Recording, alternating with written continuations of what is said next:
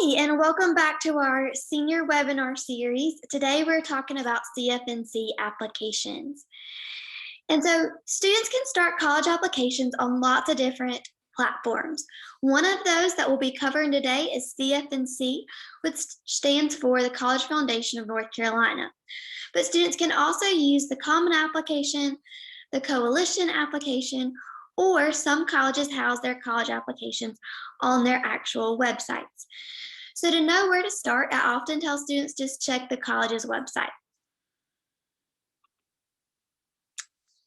So on CFNC, you can get started on both 2-year and 4-year applications.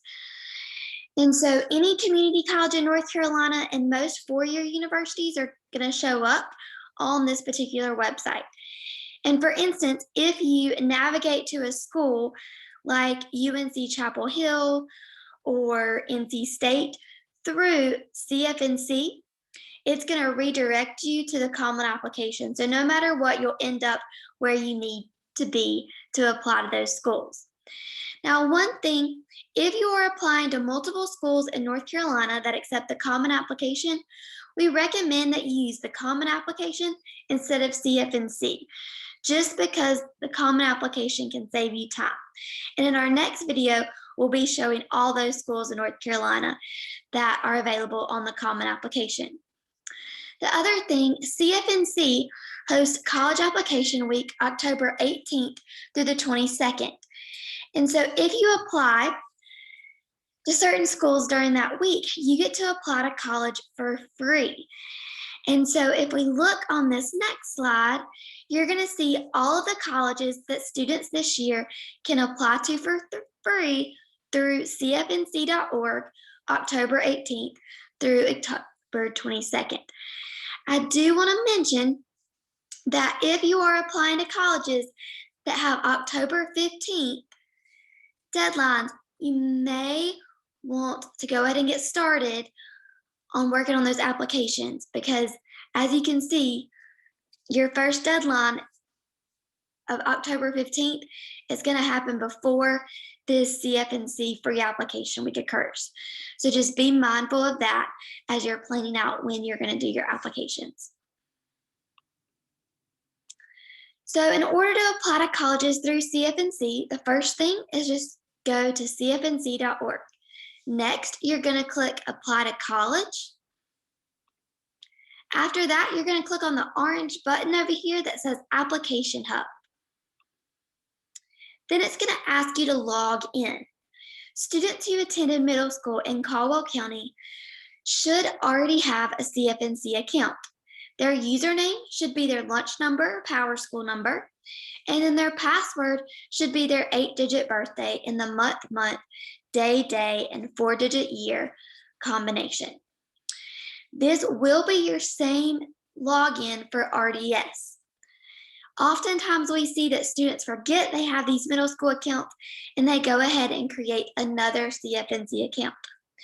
If you do that, just make sure it is linked to your personal email and not your school email, because creating multiple accounts can cause problems. And you want to make sure that whichever account you use for your applications is the same account that you use for RDS.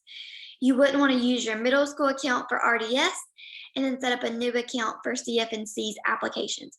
It all needs to be the same account. So once you've logged in, it's going to bring you to this screen in the Application Hub, and you're going to click down here to start an application. And then you are going to be able to search for campuses. And so it'll bring up a list of all the campuses, but for instance, let's say we're looking for Western Carolina, we're just going to type that into the search bar, and it's going to narrow those search results down where we can click right here on the undergraduate application for Western Carolina and click Apply. When we click Apply, it's then going to bring us to the actual application that you're going to be working on.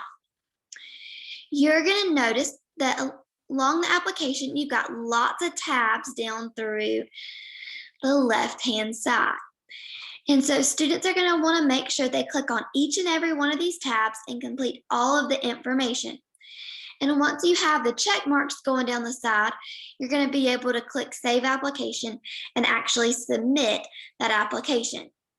Now you will notice, like if we, I hadn't even started this application when I took this screenshot, and you look, activities and interest already has a check mark beside it. That is because that section is optional. But I always tell everybody the optional parts really aren't optional. To make yourself stand out and look the best, you want to make sure you complete the entire application, including those optional parts. And so just in general, when submitting your applications, you want to make sure you submit 2 weeks before the deadline. This gives you plenty of time in case something goes wrong and you forget something and need to go back and it takes you time to finish it up. I always tell students to also make sure before you click submit, and that screen that you see right after you click submit, you want to make sure you read those final instructions carefully, because it might ask you to submit additional documentation like an application fee or check your email for additional follow-up.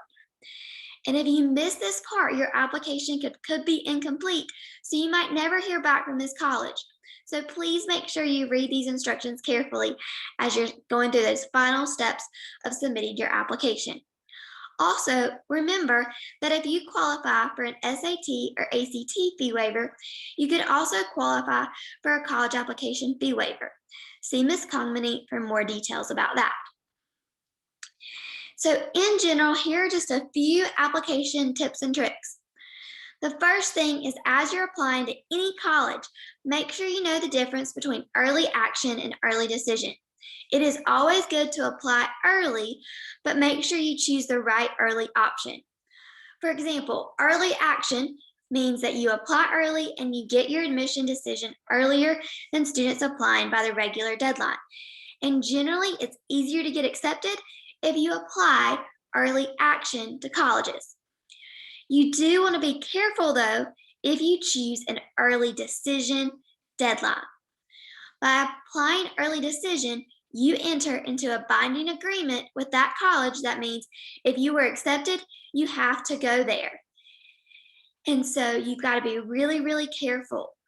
And you can only apply to a certain number of schools early decision. So again, that's where reading those application instructions are going to be very, very helpful. And so you only want to apply early decision if you know 100% you are going to go to that school. If you don't think that you're going to go to that school, or you're still trying to weigh out your options, do not apply early decision, because like I said, early decision is a binding agreement that you have to go there if you are accepted. So the second tip is going to be, make sure you complete all of your applications thoroughly and carefully. Always make sure you use your full legal name. I see lots of times where students enter a nickname into their application. Then it causes an issue because their college application, RDS, and FAFSA don't align because it's all based on different names. So make sure you use your full legal name. Also, make sure you use a personal email address that you have access to and you know the password to be able to check it.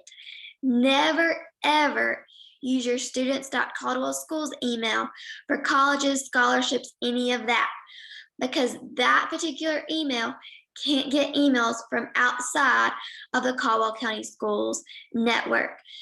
So for instance, let's say you apply to UNC Greensboro using your Caldwell Schools email address. You're never going to find out if you got into UNC Greensboro, because they can never send that email to that Caldwell Schools email. So again, just make sure you use that personal email. Also, make sure you read over your application to check for errors. It's very, very easy to make mistakes, guys. So definitely you want to go back through, double and triple check it.